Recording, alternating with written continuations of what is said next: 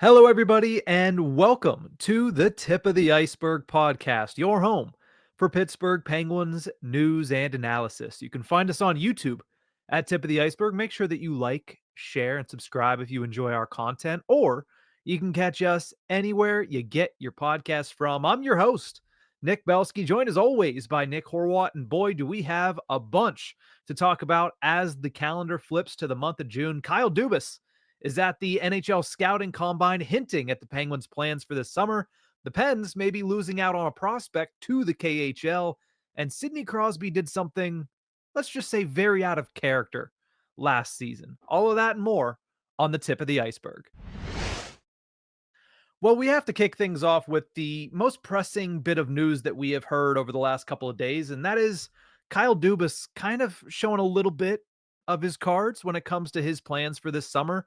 Him and a bunch of other members of the Penguins contingency have been up in Buffalo all week at the NHL Scouting Combine, an event that, well, let's be honest, is taking on much more importance this year than it has in years past because it is not going to be a centrally located NHL draft anymore.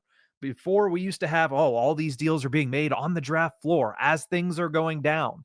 Now, everybody's going to be back in their home city, a la the NFL draft. So a lot of that conversation, a lot of that talk, a lot of that discussion has to happen at events like the NHL Scouting Combine. So, yes, they did talk to your favorite prospect because the Penguins took out to dinner many prospects over this past week in Buffalo. But one big thing that Kyle Dubas did do is he spoke with Josh Yohe. And for his full remarks to Josh and Josh's opinion on that, you can visit the link in the description below for the full story. But there were a couple of quotes that I thought were particularly enlightening, Horwat, and I wanted to get your thoughts on this as well. For one, it seems like Kyle Dubas and the Penguins are eyeing the trade market. Here's what Kyle Dubas had to say. Quote, I would say that probably with the UFA stuff, we're probably not going to be aggressive unless there's someone young enough who maybe deserves a little bit more term. He then went on to say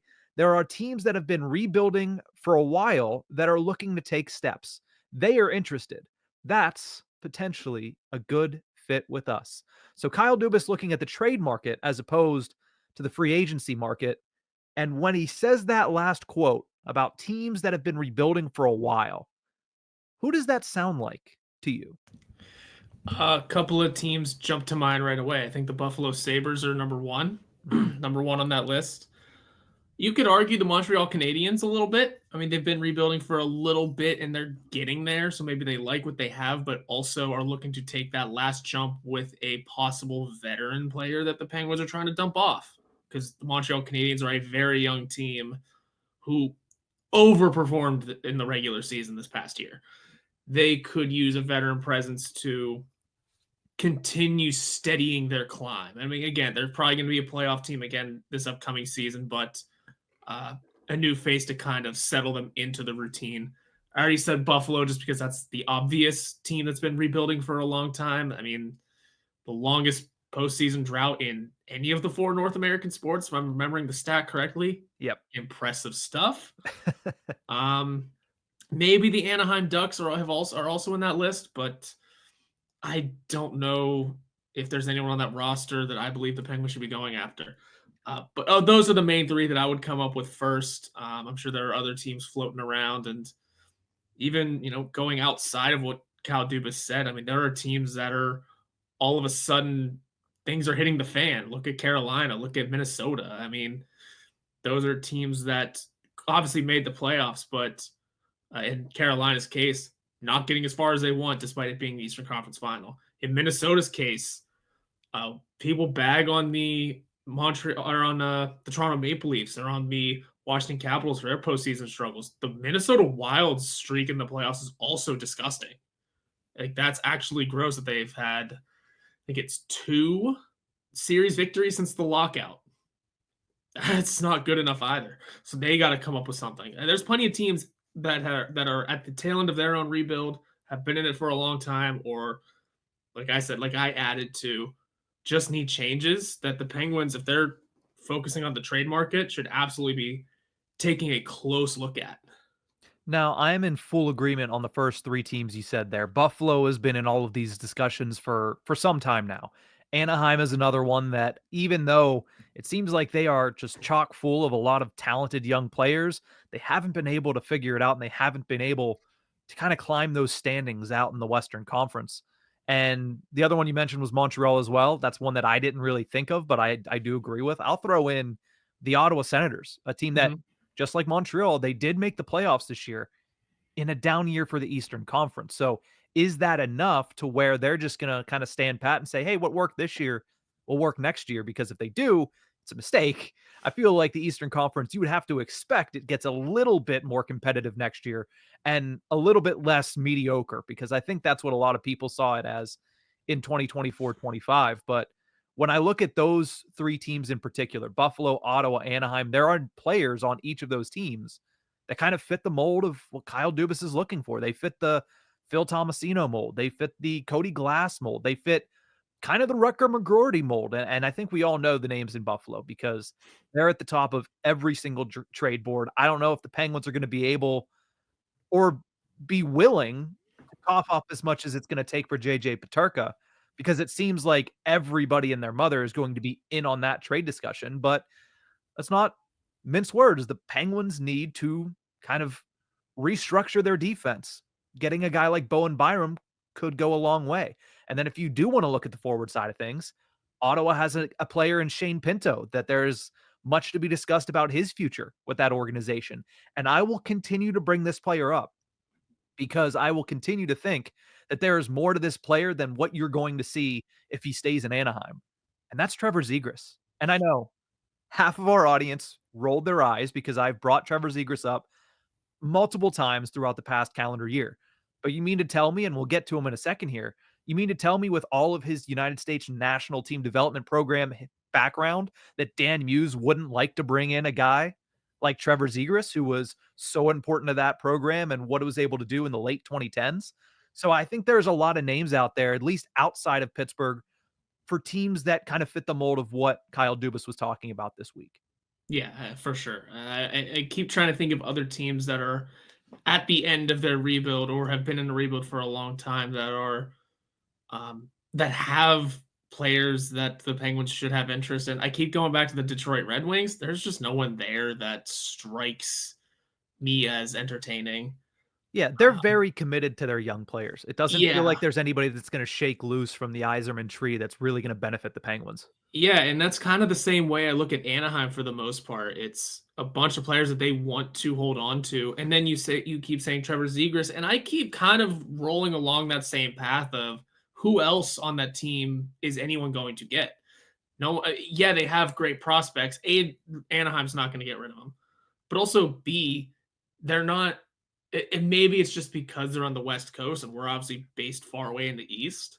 I just don't hear about what those prospects are doing or how good they are developing, how much they're progressing towards being star NHLers. So you kind of zero in on Trevor Zegras and get stuck with that one. And that honestly, as much as Trevor Zegras is a good player, and I do like the connection that you made there with the U.S. national development team. How much does Trevor Zegras have in the tank? Maybe a new team revitalizes them. I mean, obviously he has a lot left in the tank, but were those one-off seasons? I mean, he hasn't had the health to back up that he can continue to do that. But if any team that gets him, this goes for anyone, just has to hope that those weren't anomalies and that he Yeah. actually is better than what uh, he's been advertised at. They shoved him on the cover of the game for a reason. He's got to back it up. Yeah, now here's the thing about Zegras. Like, with a Peterka, you gotta pay him. With a Mhm. Byram, you gotta pay him. With, Marco Rossi, who we talked about last week, you gotta pay him, and you gotta make that decision right now. Yeah. With Trevor Zegras, he's still got a year left on his contract at $5 million. He might not like it, but with a fresh start, does he really expect to come over and get that contract right away? No, probably not. He probably knows that if he gets traded, he's going to have to show his new team something before he's able to put his name on the dotted line. So with Trevor Zegras, it comes with a little bit of a kind of a test period, a show me deal kind of situation for a guy that, like you mentioned, did have those seasons and is only 24 years old. Mhm. It feels like Trevor Zegras has been in the NHL for 7, 8 years at this point, but he's only 24 years old. It's kind of the same way that I think of a guy like Cole Caulfield that, yeah, that name has felt familiar and we've heard it for so long, but he's still a very young player with a little bit of growth still left to happen. And I think that Zegras is a player that his reputation precedes him, but I don't think that reputation is entirely earned. I think that there is a negative connotation that goes along with Trevor Zegras, this brash young player that doesn't have respect for the game. I don't think that's a fair shake. I think that is a lot of people saying, "Oh, he's just the Michigan guy. Oh, he's the guy that has a little bit of an attitude, is a little bit cocky." But I mean, that is kind of the way of these young players now.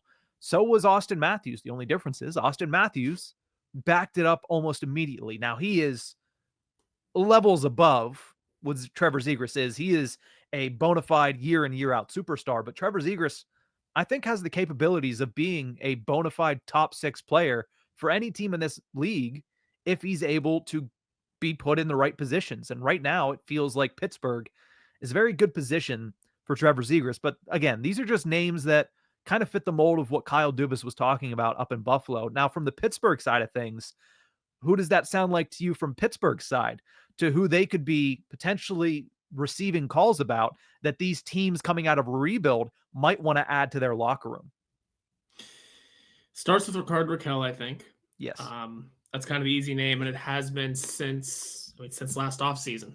Or sorry, since last season. Just the trade deadline discussions, the way he was putting up a tremendous season and a good bounce back year. It just felt like he was going to be the one on the move. I think for the Penguins, a move out starts with Rickard Rakell. From there, things get difficult in terms of the anchors that are attached to the players. You think of Erik Karlsson pretty quickly, but again, he has to agree to it. He has to essentially pick the team. He gets to decide where he goes. Good luck with that. It was not a disaster, but it was a long time waiting to get him out of San Jose. From there, Brian Rust is an interesting one, but you don't want to part ways with it, and that's the anchor that holds him here. In the Penguins probably don't want to do it, but there's no doubt they're going to receive calls about him. Beyond that, I mean, this team is such a mishmash of. I mean, after the deadline, it became such a mishmash of names and players that really anyone can be sold at the right price, minus Sidney Crosby and Evgeny Malkin. It'll be fascinating to see, but I think bare minimum, you start with Rickard Rakell and you try and dig out the anchors from there. Yeah, not quite a hodgepodge of nothingness, but it was certainly a lot of new names on the Penguins roster towards the tail end of that season. So I agree. Rickard Rakell, I think that's where this conversation begins and ends. Erik Karlsson is a player that I don't think teams coming out of a rebuild are going to be jumping out of their skis in order to get. Now, it does make it a lot easier for teams to acquire Karlsson after, I believe it's the July 1st deadline when he gets paid his bonus, because actual money-wise, it becomes a lot less taxing on whatever team would acquire him. But I think Rickard Rakell is the name. He is the player to watch, and he's somebody that, honestly, considering this is the trade market, not the UFA market, could be a name that heats up a lot in the next couple of weeks. Like, this could have a resolution. We could have some movement here in the trade market in the next couple of weeks. Of course, we don't see very much during the Stanley Cup final, which has been phenomenal to this point. Yeah. But as soon as that's over, it might be pretty quick that you see a couple of moves kind of in succession for not just teams around the NHL, but specifically for the Penguins. Now, there is a move that they made this past week. It doesn't affect them technically on the ice because it's not a player that they brought to Pittsburgh, but they did officially name their head coach. Dan Muse was announced as the 23rd head coach in Pittsburgh Penguins history. He has a lot of experience in college hockey, the United States Hockey League, the USHL, the U.S. National Team Development Program. He also has a half a decade of experience as an assistant coach at the NHL level. I gave my full thoughts, my full reactions to Dan Muse's hiring earlier in the week. If you want those, you can check out on YouTube the video that's linked in the description below, or if you're listening on audio platforms, it should be either the most recent episode or the one just previous to that. But I wanted to get your thoughts, Horwat, because you haven't had a chance to share it with us. You haven't had a chance to share it with me either. We haven't really texted about this. So I'm curious what your thoughts were when Dan Muse was announced as the head coach of the Penguins earlier this week. Certainly. I mean, it's been a busy week for me. Obviously, it was a busy week for the Penguins as well. Yeah, my thoughts are I really appreciate that it was a name no one saw coming. I think that kind of goes to show just the level of, I don't want to say how tight-lipped and how much there's secrecy within the Penguins front office now, but I like that Kyle Dubas kind of kind of allowed everyone to be led astray with, hey, keep your eyes on Mitch Love, DJ Smith, Jay Woodcroft, even maybe even Dave Quinn gets in there still, and all these other names. Like everyone keep looking at those names and is sneaking Dan Muse in the back door. I love that. I think that's an awesome move from Kyle Dubas to kind of show that you might be on to names, you might be on to things with the Penguins, but he's clearly going to do things his way. And I really appreciated that. As for Dan Muse himself, looking at the resume, again, it was a very much out of left field choice. So everyone had to kind of scramble of who's this guy? A lot of Google searches going on. And honestly, the resume is exactly what the Penguins are looking for in this situation. Someone who can coach players in the middle of development or at that tail end of development. He's used to the younger skaters, the younger players that are under the age of 30, essentially, are kids still, and are trying to make that NHL habit. And it's good that he has NHL experience and was with some decent teams from the obviously the Rangers this past couple seasons and the Nashville Predators. If I'm remembering correctly, I believe he was on that team that went to the Cup final, or with that team that went to the Cup final in 17. Could be wrong. No, I think he started in 2020 at the NHL level. In 2017, he was the head coach of the USHL Chicago Steel, who won the championship. And then there's your Kyle Dubas connection, by the way, the Chicago Steel. Yeah, so it still all makes sense. It still all aligns with exactly what the Penguins are going for. It is a first-time NHL head coach who's going to come in and help with these players who are fresh out of development, who are still in those developmental stages, but much later. And listen, I don't know if Dan Muse is going to win a cup in Pittsburgh. It might not be him. It might be the guy after him, though. So he is very much a transition coach, I think, for the Penguins. But if he proves himself, it wouldn't be shocking to see him stick around for quite a while. It's always tough to lay out predictions for first-time head coaches. You don't know what they're going to bring to the table. Even if the path and the resume matches what the Penguins are looking for, things could change. I mean, now the Penguins have to worry about rebuilding their assistant coach staff. Everyone left. Everyone left. Yeah, most of them went up with Mike Sullivan to New York.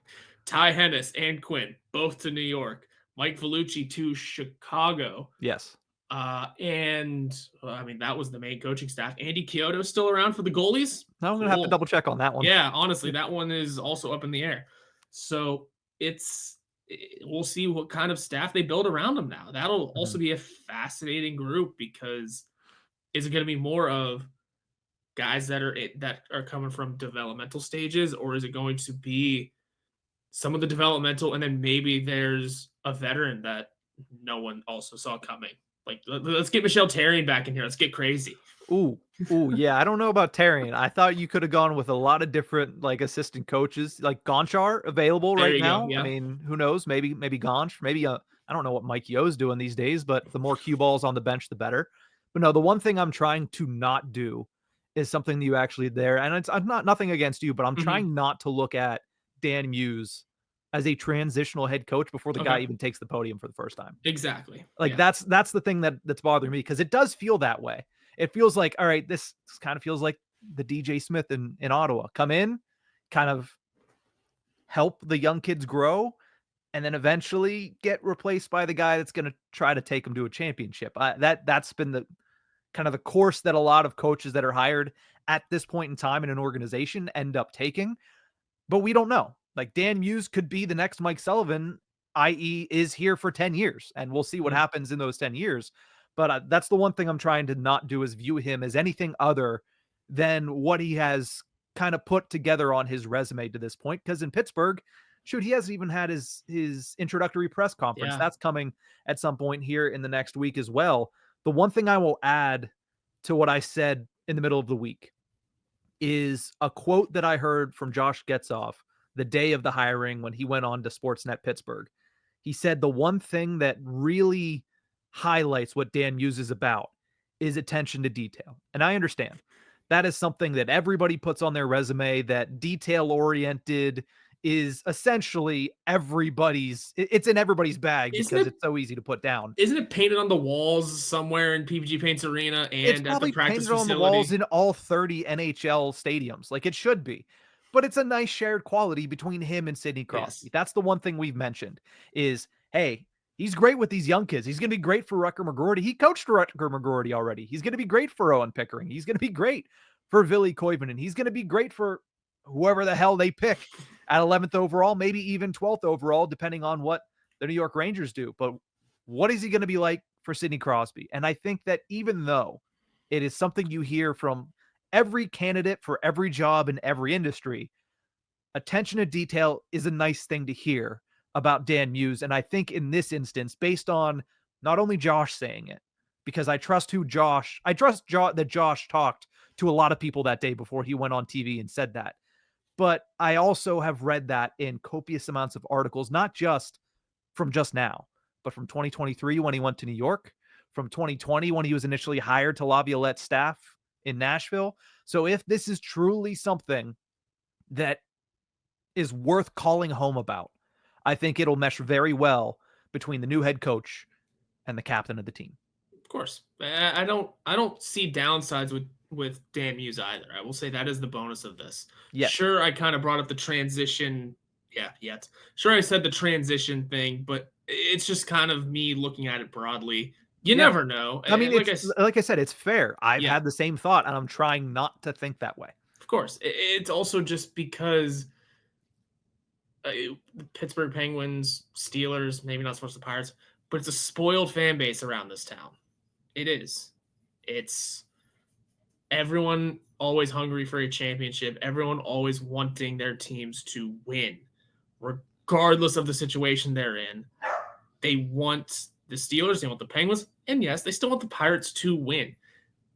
Accepting rebuilds is tough, and the Penguins they're going to want to win with Crosby still around.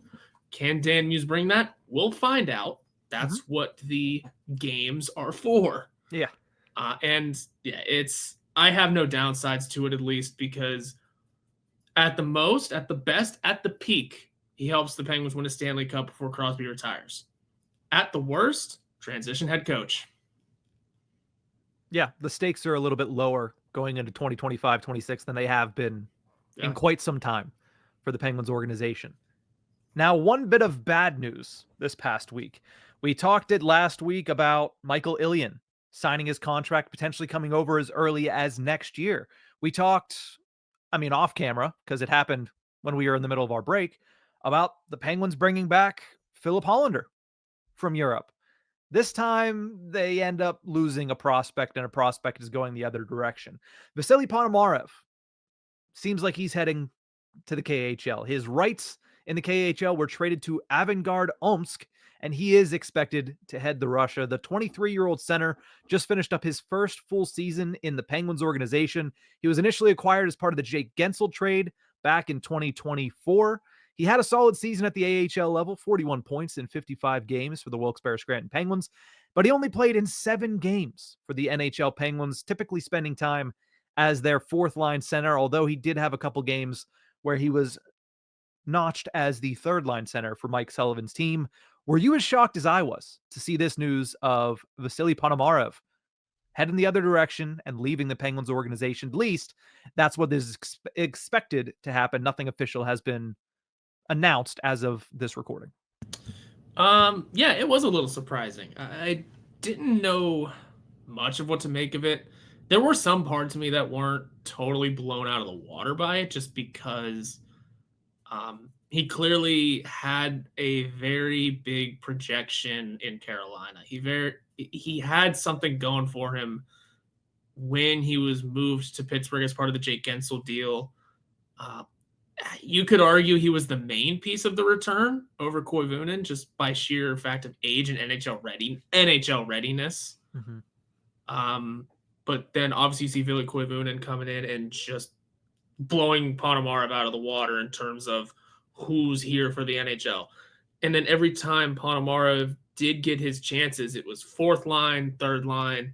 If you look at daily faceoff right now, he's on the fourth line behind Una Koppinen. I know the lineup's weird on the website right now just because of free agency and contracts need to be officially signed and whatnot. But even in that situation, being shoved behind someone that was kind of just brought in as a face for, sparse call-ups and to mostly be in the AHL, that doesn't sound good or positive on the mental of a prospect who had a lot going for him. And again, this isn't necessarily, I'm not painting all Russian hockey players in the same brush here, but man, they like going back to Russia. They do. A lot of times they see more benefits to going back home to play than they do staying in the NHL and puttering around the AHL systems whenever there are guaranteed roles in the K that like he could go over and be a star over there. And there's nothing against that. I mean, some of the longest tenured veteran Russian players want to go back and play there. It's just the way it is. They like playing in their home countries, and you can't blame them when overall the KHL is probably the second biggest and best hockey league in the world. So it's a step down, but they feel a lot better at home. They are just as popular over there, I believe. And, he's a young kid. I mean, I believe the Penguins might still have his rights if he goes back. It depends on the situation. He's an RFA right now, but I would imagine they're going to tender him at least a qualifying offer so they can retain his rights. Yeah, which would be the correct move, just in the way that they're getting Philip Hollander back. You never know what happens down the line. Mm-hmm. But it was a fascinating move. It's a fascinating decision that it makes sense, but it is still a little surprising because he is still, I guess, one of the Penguins' top prospects. It makes no sense in my eyes, to be completely honest. I mean, the Penguins are explicitly going young in air quotes, whatever you want to call it. But they're going into a rebuild.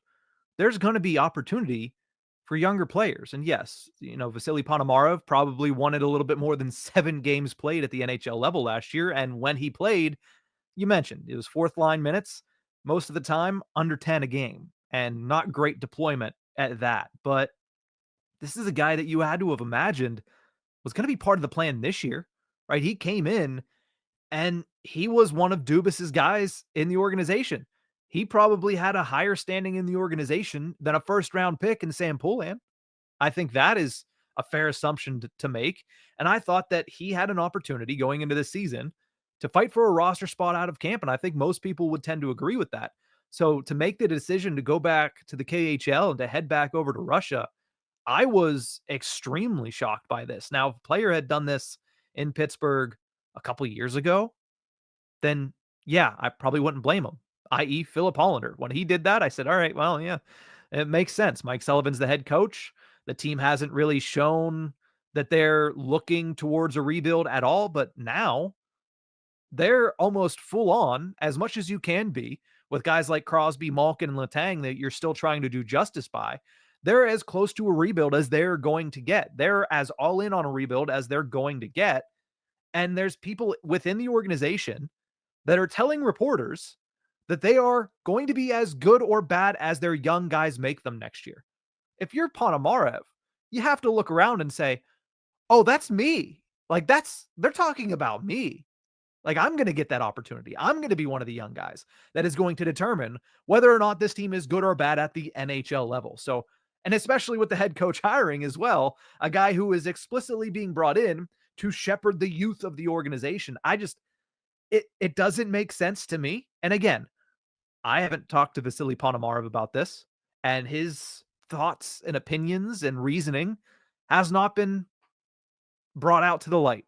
And when it is, maybe it'll make more sense. Maybe there's other reasons. You never know what's going on in someone's personal life that could affect his professional choices. But professionally, to me, I was shocked. I was. Now, the one last thing I'll say about this, I've seen very vocal minority, but I've seen some people using this piece of news as another reason to bash the Jake Gensel trade. I have no time for that. You're an absolute idiot if you're bashing the Jake Gensel trade because Vasily Ponomarev is heading back to the KHL. I understand. It stinks because this is one of the guys that you were hoping would make a big impact, and it would be quantity over quality of a 40 goal scorer in Jake Gensel. You'd have a bunch of different players that could play at the NHL level. Well, I don't have time for it because of what's still there. The Jake Gensel trade tree is blossoming and is already huge. You have Ville Koivunen, who looks like a bona fide top 6 guy as early as next season. You have Cruz Lucius, who there's still a lot to be determined. You got Harrison Brunick, who right now it's between him and Owen Pickering for the best defensive prospect in your system, could be ready as early as next season. Then you have to add on everything you got from Michael Bunting, which is Tommy Novak, middle 6 forward for right now, a 2026 second round pick and a 2027 fourth round pick that you got back in exchange for trading Luke Shen. So if you're using this to bash the Gensel trade, you know absolutely nothing about hockey, and I have no time for you. It's a heck of a jump. I mean, yeah, you're right. I don't like the idea of people continuing to pull the Jake Gensel trade down because he's leaving. Dude, like you said, we don't know exact reasons why he's planning on going back to Russia. There could be some homesickness involved. We don't know. There could be some. I get he's been in North America for a while, so maybe that's less likely, but you just never know. Like I said, these Russians do just like going back to play in Russia sometimes. And actually, all European players do. We see it quite a lot. I mean, even like I said, even the veterans go back.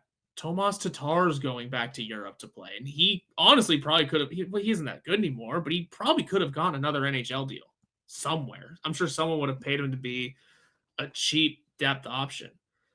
But instead, he's going to go to Europe and be closer to home, play in a different league, get a different level of experience, and just, for Tatar at least, play off into the sunset, close to home. Good for him. As for Ponomarev, go play at home, be closer to family, all of that, and maybe come back. This isn't the end of the road either. No. There are options that he could come back, but he could go over there, blossom, play really well. Maybe he turns out to be a really good player over there and wants to stay. And honestly, that's his choice, not yours, not ours, not mine. So I get why it's very surprising, but this team's just in a weird spot that I'm not surprised by anything. I think that could also be it, that I'm just kind of numb to, yeah, no, that's not surprising. Nothing surprises me with this team anymore. Losing prospects makes sense. Gaining prospects also makes sense. It is just a fascinating decision, though, because, like you said, the opportunities were going to be there for him here. Mm-hmm. So, yeah, and the one thing I want to, before we close out the show with another topic, the one thing I don't want to have happen is people mistake my surprise and my disagreement with the actual decision to be me begrudging the decision and begrudging the player. Right. He's going to do what's best for him, and we're always players first on this podcast, so do what's best for you, Vasily. But I'm shocked. Mm-hmm. I'm shocked that one could look at the opportunity in front of him in Pittsburgh and be like, I think I'm going to go back to the KHL. But again, we've mentioned it a couple times on this segment. Who knows what the reasoning is? Mm-hmm. Who knows the thought process behind it? Who knows what's happening in Vasily Ponomarev's life that helped lead him to that professional decision? So obviously, we wish him all the best. We're hoping that he goes over and absolutely kills it for Avangard Omsk, and we'll be keeping our eyes on Vasily Ponomarev. Who knows? Like you mentioned, we're seeing Philip Hollander come back to North America this year and come back to the Penguins organization. Maybe a couple years down the road, we're seeing the same thing with Vasily Ponomarev. To close out this episode, let's talk a little bit about something that Sidney Crosby did last season that is a little out of character. I know, and you know, and almost everybody listening to this episode knows, Sidney Crosby is a private person. I think it's not a jump to say one of the most private human beings that the NHL has to offer at this current point in time. That's why a couple weeks ago, when it was announced that he would be one of 13 players, plus Brendan Shanahan, which, oof, that decision looks rough in hindsight, Mhm. to agree to be featured on Amazon's popular docuseries, I was astonished when they said, here's the full roster of players that we are going to highlight this fall. Sidney Crosby was 1.1 on that list, and it makes sense as to why, because we do not see Sidney Crosby open the door to his personal life, which, again, it remains to be seen whether or not it will be personal life versus just, hey, you can film me practicing at the arena. Yep. But he doesn't open the door very much outside of what is already under obligate. He's whatever he's already obligated to do. Mhm. So the fact is, we get to see a little bit more of Sidney Crosby. And this is a big deal because, I mean, I remember, you remember, whenever he did that interview with Spit and Chicklets, that was the topic of discussion for years. 4 years that he gave them that interview. So this is a big deal, getting to see him do something like this. And I think he's starting to open up a little bit more as he knows he's getting towards the end of his career. So how much do you think we'll see of Sidney Crosby in this series? It feels like during the Amazon series, you see one or two players, maybe three or four during some episodes. It feels like we might get him for maybe a half an episode of this. Yeah, we'll see how much we get him for. It'll be fascinating to see regardless, one way or the other. It might be a lot, it might be a little, and I don't want to be the pessimist, but I might lean towards it's only going to be a little bit. For I have a couple reasons and theories in my head for it, and then I will stop rambling. But one of them is Kyle Dubas is the general manager and president of the Pittsburgh Penguins. Whenever he was with the Toronto Maple Leafs, they had an Amazon docuseries that ended up biting him in the butt pretty bad. Yeah, it was called All or Nothing, and we all know how it's gone in Toronto, so it wasn't really all that they ended up with. And some of the clips that were in it still get floated around Twitter every now and again. The one of Joe Thornton just not caring what Sheldon Keefe was telling him about the power play, that one gets me every time. So funny. Because that just the way that team carried themselves. So that docuseries ended up biting Kyle Dubas and the Maple Leafs in the butt pretty hard. And the same time, and I think he pretty much said, all right, no more of these things for my teams. Then he gets to the Penguins, and in the room's gone. We've now gone a whole 2 seasons without in the room, which was, mind you, an Emmy award-winning show that the Penguins put on. Kyle Dubas, I assume that was his call. I don't know, but I've always come to the assumption that was his call because of that old Amazon series with Toronto, that he just wanted to continue that sort of trend of, I'm not doing the cameras in the room thing anymore. It's bitten me once. I'm not doing it again. So I don't know how much say he has in what Sidney Crosby is doing with this. If he has any, that's why I think Sid's going to be in it for just a little bit. If it's just Sid and it's just going through Sidney Crosby and no one else, we're going to have a heck of an entertaining episode. Regardless, it's going to be entertaining to see. I'm just curious if Kyle Dubas was wielding a hammer with any of this. I kind of doubt it, but you just never know. And that seed's always been in the back of my head since Kyle got here. Yeah, I mean, even if it's not Kyle Dubas, I'm surprised Sidney Crosby wanted to do it. So the question that I have for you is, more or less, over or under 60 seconds of Sidney Crosby not actively on the ice?